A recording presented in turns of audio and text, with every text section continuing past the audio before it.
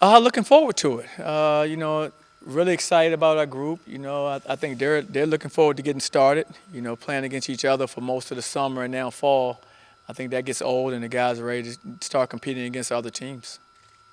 When you have this much roster turnover, I know you talk about the time you need to gel together. How long do you think that would need to take for this team to really start playing as a cohesive unit? That's difficult to say as far as months or weeks. Chemistry is something that kind of evolves. Each group is different with regards to that. Some guys get a feel for each other quicker than some other players, and so for us, we're just going to take it day by day. We're going to be patient with that, understanding that it's a process for these guys to learn each other. But I'm excited because they all seem to have a good feel from the standpoint of what we want to do. So now it's a function of them just making better connecting plays. But I think that'll come as they continue to work. When camp started, you talked about needing to be more of a teacher. What has it been like to be that teacher this Well, I love it. This is what we love to do. With 9 new guys, it's going to be a lot of teaching, of course, both defensively and offensively.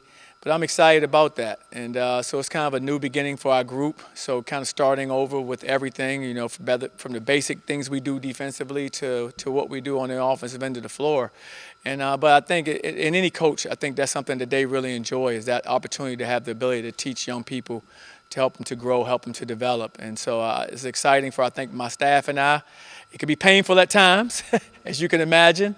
But, all in all, I think it's great. It gives us an opportunity to kind of instill some of the values, the core values that we have in our program, whether it's on the court or off the court.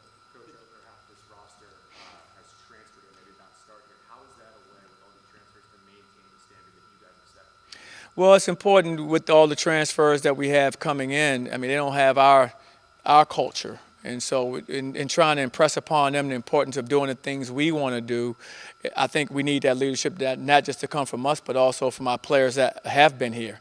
We do have a number of players that are in our program that understand what our culture is about, what our standards are. And we need those players to really, lean forward in that situation and make sure they're doing it from a player's perspective. And from ours, just for them to understand that they're here with an amazing opportunity to help do something special here, just like the teams before them have done. And I think when they come with that sense of, purpose of knowing that, hey, I'm here to represent something bigger than myself when I come to UCF, I think that kind of helps them make the transition a little quicker. Why has this program been able to land so many transfers the past couple of years? I think there's a lot of unhappy players out there. No, I'm not. That's difficult to say. I think that, we've been fortunate that guys have been attracted to our program, maybe because of some former players that we've had that they could identify with that was, similar to them, or some of the successes that we've had or these individual players have had. I think all of that leads to, players in having more interest. I think our brand getting more exposure, through our sport, but also through the other sports programs. Football, of course, being, our flagship program. Seeing that, I think, just gives us so much more notoriety, so much more visibility. And so I think that's helped attract some young people as well. If it's working the way you hope, what does your offense look like? If it's working the way I hope, our offense looks like us making a lot of buckets, scoring a lot of points. I think for us, our offense is going to be one now where everyone's want to know without Taco kind of what are we doing.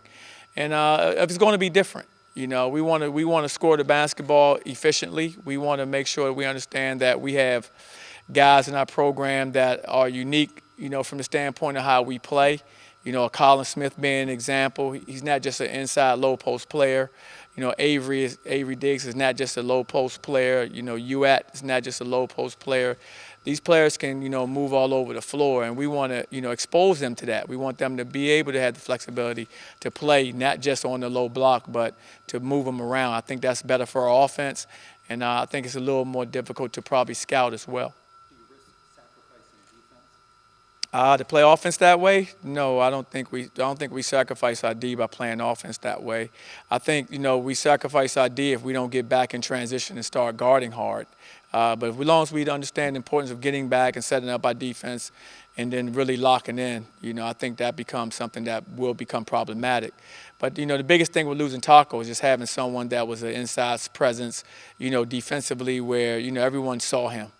we don't have that guy anymore. So we have to, take more of a collective effort in order to get it accomplished on the defensive end. We need all 5 guys really being locked into what we do, as opposed to depending on one player to kind of cover up from some of the mistakes that we may have made. So that's what we've concentrated on a lot this preseason. And I think our guys are starting to understand the importance of it. Coach, how much is on the weight of this new group to follow up what happened and the success that you had? I don't want this new group to feel that type of pressure. Internally, of course, we want to keep our standard at a certain level. We don't want to have ebbs and flows. We want to, we want to stay, where we are. That's a tournament team. But I don't want our guys feeling that type of pressure. I want our guys to go out there and play their hearts out with an understanding that, man, all you can do is do your best. And you go out there, you maximize your effort, you maximize your energy out there on the floor. And then the outcome is going to be determined by, who wins the game, by what's on the board. But as long as they give me the kind of effort that we want, that's a win for us. And we can build from that. So I don't want them feeling that, they went to the NCAA tournament, if they won a game, we have to do that or more. We haven't approached it that way. We approach it that we have a program with standards, just like we had standards before last season. We want to maintain those same standards, after that season as well. Point guard position, obviously BJ is such a great leader and run the offense. What can we expect to see from the point guard, even the backcourt for that? From the point guard position, I think you'll see a number of guys able to play the position. All will be different. I think we have guys that are good facilitators, really good passers at the position. We have some guys that we can put there that have a more scoring mindset. So it'll depend. Leadership-wise, I think we have some good leaders. Of course, BJ was a terrific leader for us from the standpoint of who he was in our program. But we have some guys that are good leaders. I like Colin Smith, his maturity that he's shown over the course of this past year. He's one of our captains and really been doing a really good job of leading. And he knows what I want because he's been with me for several years now. I think, we have Matt, who you guys have probably met. We made him a captain. And for someone who's been new to our program, that's rare for me to have someone just come in and can assume that mantle. But I think he's been very good because of what he does as far as an everyday player. He comes in every single practice. You know what you're going to get. You know what you're going to get, before and after practice, a guy that's going to come early, stay late. He's really committed to becoming really good. And that's always a good example to have in leadership.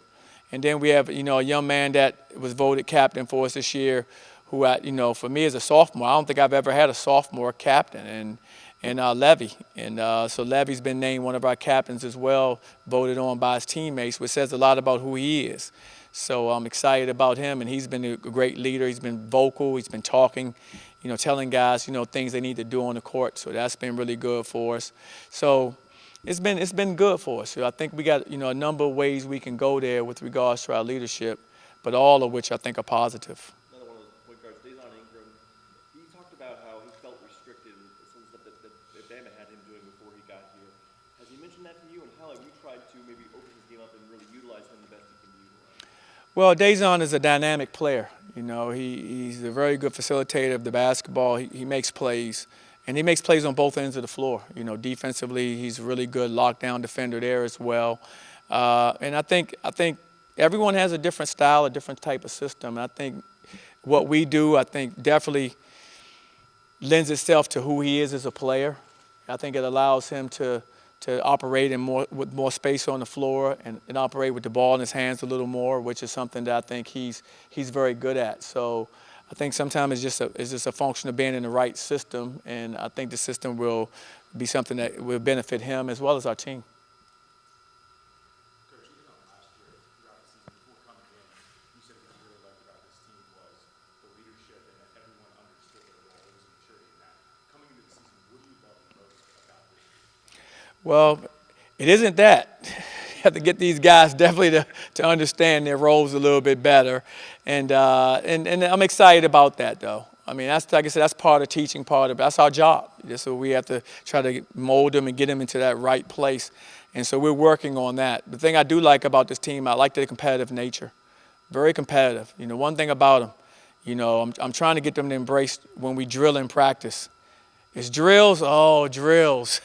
But when we go live, they're always up for it and ready to compete. And I've had teams that were the exact opposite way.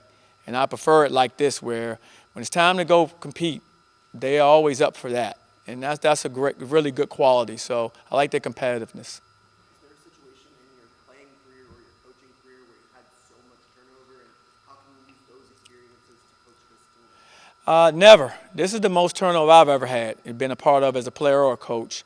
But it's just a function of today's game, as you know. I mean, it's changed so drastically over the last decade or so, and you kind of just have to adapt to it. And so what we've done is, we've tried to get to know these young men as best we could. We've tried to do a number of team-building things to try to pull us closer together, because I just still believe the philosophy has to be, the most together teams are usually the most successful ones. So with keeping that in mind, everything we do is trying to bring our guys together, put us in close proximity of each other, working with each other, so that we have a level of trust in what we're doing out there on the court because of the relationships that we are developing. So that's kind of been our philosophy, and we've stuck to that. And I think our guys are getting closer to getting to know each other on a deeper level, which I think always aids you when you're on the basketball court. Dre mentioned that they go bowling every Tuesday. There we go. Have you gone to bowling night? I've gone to bowling night with them before, but not with this particular group. But yeah, we have gone bowling, but I haven't gone with our group here. But we do get them out to bowl. We get them out to dinner. We've gone to the skate room and things of that nature, just to, where no one escaped either, just so you know. just so that we put our guys, like I said, in positions where we're working together, we're having fun together.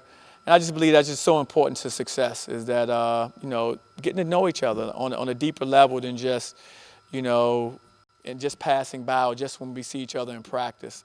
I think that's important, and our guys have really embraced that, and I think that's helping our overall chemistry. It's helping out, it's helping our continuity. Hey, Coach, put a little off, Coach, back here, a little off topic.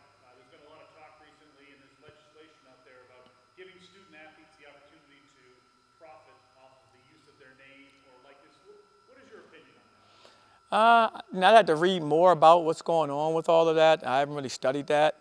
I do think that between the NCAA and the players, I think it's just important that everyone comes up with something that's equitable, where it's a good thing for everyone involved. I just think that with the student athletes being in the position that they're in right now, it's just important to understand that I think everyone wants to see these young men and women have a great experience in college and make sure they have the type of experience that is warranted in today's game. And what that is, I don't know, because I don't know enough about everything that's going on with it.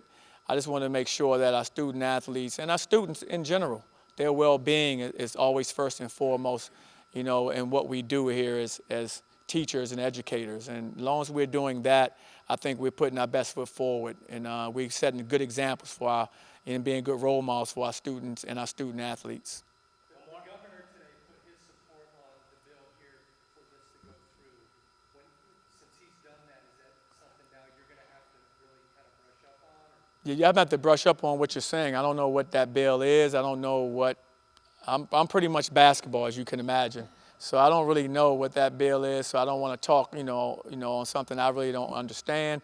But I will say, I just want to see that our student athletes and our students in general are, as long as they're in the hands of people that want to see them become successful, want to give them opportunities to maximize, who they are. That's all we can do. And I was a student athlete, so I just want to make sure that these student athletes have the best experiences they can have, because I know those experiences they're going to have right now, hopefully when it's their turn, they can pay that forward, when they're in those positions of, being the adults who are making some decisions on other people's behalfs. When you were new, would something like this have benefited you? What exactly is it? I'm not sure. Where you got paid for your ability to play ball, your likeness? I don't really know. It's difficult for me to say, how it would have helped me. I just think I guess it depends. I mean, I don't really know enough about that whole dynamic. I do know that I think everyone wants to see our student athletes, like I said, and our students become successful at whatever they choose to do. That's what they're here in college trying to figure that out. And you want to give them all the support and the things necessary for them to have an opportunity to pursue those dreams. All right, thank you. That's it. Good? Sure. All right, guys. All right, y'all take care.